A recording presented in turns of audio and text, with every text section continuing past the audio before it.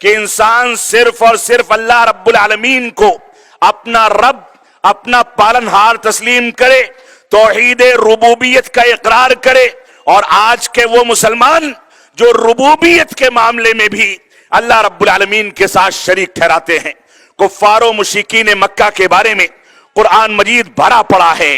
قرآن مجید بار بار کہتا ہے کہ جب مشکلات پڑتی ہیں تو ان کفار و مشرکین مکہ سے جو رسول اکرم صلی اللہ علیہ وسلم کے خون کے پیاسے تھے، جو اسلام کو نیست و نابود کرنا چاہتے تھے، جو قرآن مجید کو ہضم نہیں کر پا رہے تھے، اللہ رب العالمین نے کہا کہ ان سے پوچھو کہ ان کو روزی دینے والا کون ہے، ان کی مشکل کشائی کرنے والا کون ہے، ان کی مشکلات کو دور کرنے والا کون ہے.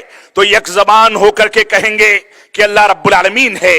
لیکن آج کا مسلمان، اس کو کیا ہو گیا ہے کہ اگر بچے کی ولادت کا مسئلہ ہے تو پیر پگاڑے یاد آتے ہیں. انسان کے ہاں تھوڑا سا کچوکا ہو گیا، کوئی بیمار پڑنے لگا تو اس کو تعویذ گنڈے یاد آتے ہیں.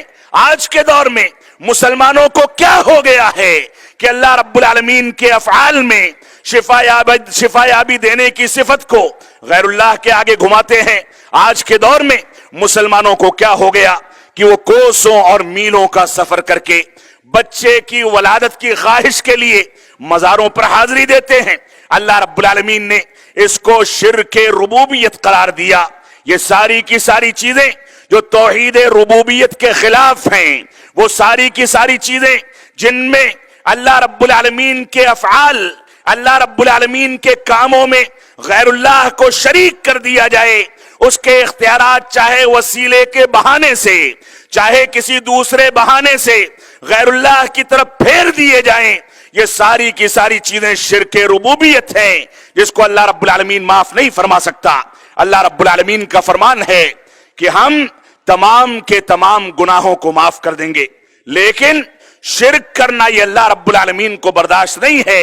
اللہ رب العالمین شرک کرنے والا اگر شرک کی حالت میں شرکیہ عقائد پر فوت ہو جاتا ہے تو اللہ رب العالمین اس کو معاف کرنے والا نہیں، بلکہ وہ مخلد فی النار ہوگا، ہمیشہ ہمیشہ جہنم میں رہنے والا ہوگا.